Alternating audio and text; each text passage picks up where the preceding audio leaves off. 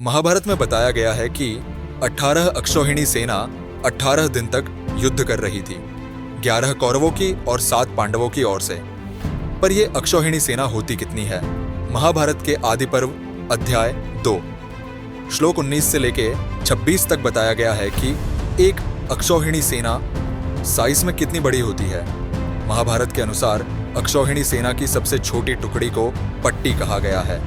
एक रथ, एक हाथी, 5 पैदल सैनिक और 3 घोड़े मिलकर बनती है एक पट्टी सेना। इसी पट्टी की तिगुनी संख्या को कहा जाता है सेनामुख।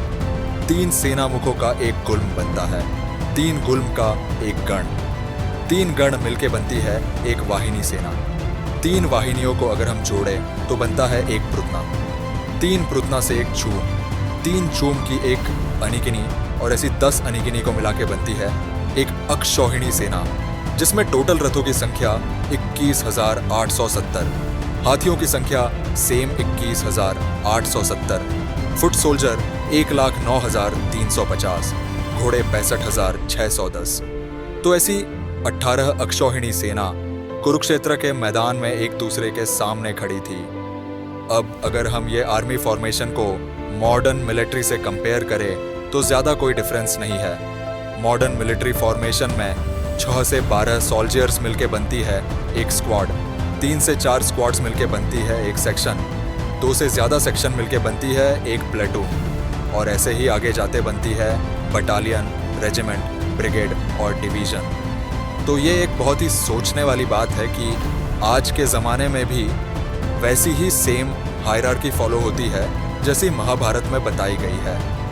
अब अगर हमें इस अक्षौहिणी सेना की ताकत को समझना है तो महाभारत के अनुसार हाथियों का उपयोग दुश्मन को डराने और उनकी लाइन फॉर्मेशन तोड़ने के लिए किया जाता था। अगर मैं इसे मॉडर्न टर्म्स में समझाऊं तो हाथियों का इम्पैक्ट कुछ ऐसा था जैसे आज का मॉडर्न कॉम्बैट टैंक। कुरुक्षेत्र में 18 अक्षौहिणी सेना में कुल मिलके 3,93,607 वॉर एलिफेंट मौजूद थे। महाभारत में रथ को सबसे रणनीतिक और सबसे तेज चलने वाली यूनिट बताई गई है। तो रथ की भूमिका कुछ ऐसी थी जैसी आज की मॉडर्न फास्ट अटैक व्हीकल। तो ऐसे 3,93,607 रथ कुरुक्षेत्र के युद्ध में मौजूद थे। घुड़सवार की बात करें तो सबसे तेज और आसानी से दिशा बदलने वाली यूनिट माना जाता था। इसे हम आर्मी की स्काउट कार जैसा सोच सकते हैं, क्योंकि उसका टैक्टिकल रोल कुछ वैसा ही था। कुरुक्षेत्र के युद्ध में कुल 1,80,180 घोड़े मौजूद थे। टोटल पैदल सैनिक की संख्या थी 19,68,300। ये तुलना सिर्फ साइकोलॉजिकल इम्पैक्ट समझने के लिए है, बराबरी करने के लिए नहीं।